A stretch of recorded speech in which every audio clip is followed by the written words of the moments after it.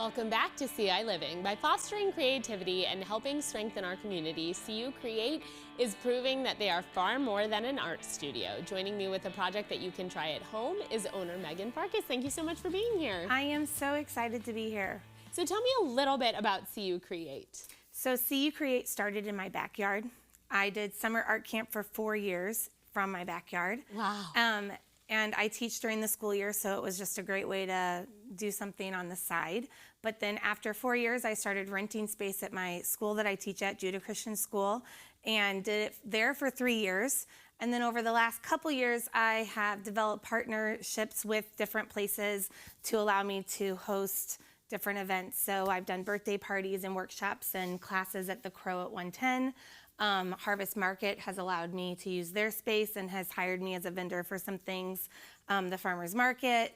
This fall I was at Country Arbors, and I also went to Prairie Fruits Farms, to their goat farm, and did some pop-up events. So I've been all around, and in the meantime I've been dreaming of a studio, and it's finally happening. And you have your grand opening coming up on? November 8th from 10 to 2. That's amazing. Congratulations. And where is that location? It is at 2917 West Springfield, right diagonal across from Prairie Gardens. Okay, perfect. We have bright blue doors. Okay. And you park at the end of the building and then walk down to get to our space. To get to the space. Well, today we are going to be making something that is super popular. What do you call these? This is a nature-inspired wall hanging.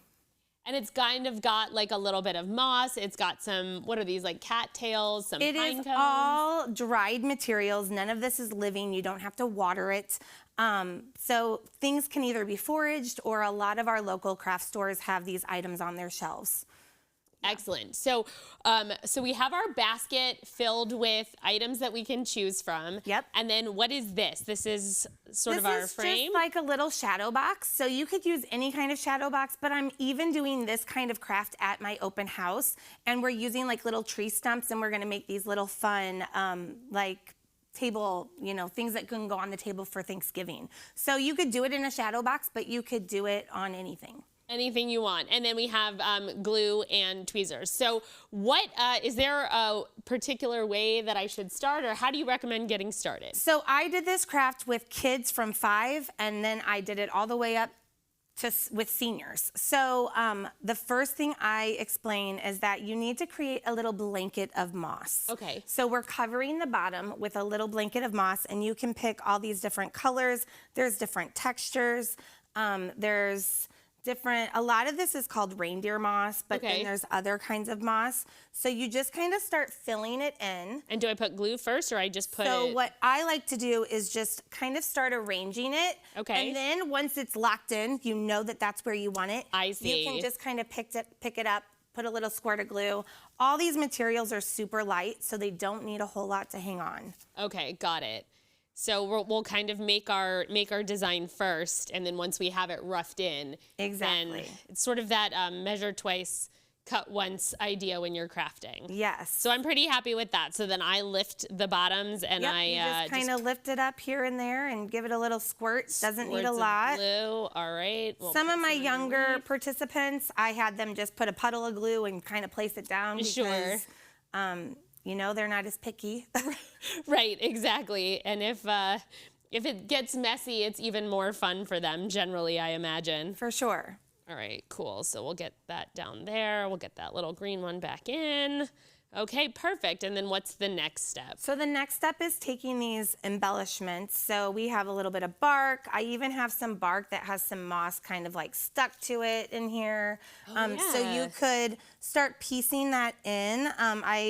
These little baby pine cones did come from a tree here in Champaign. Some of these dried flowers.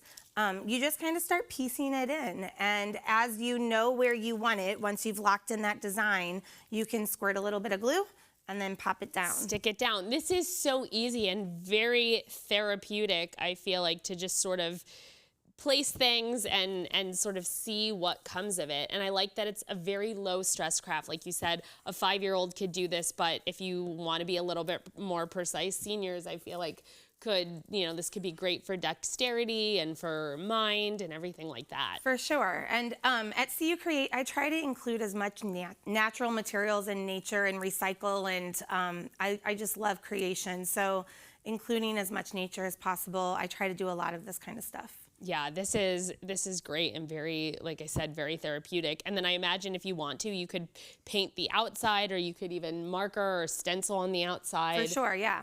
Give it a little bit of it can be extra oomph. Yes, it can be as extra as you want, or it can be pretty simple. It looks great either way. And I'm pretty happy with that. And that's a very easy craft that you can do in just a few minutes. Yeah. Wonderful. Well, hang out because I have lots more questions about CU Create, so don't go anywhere. And we are going to be back in just a few minutes with CU Create, so stay right there.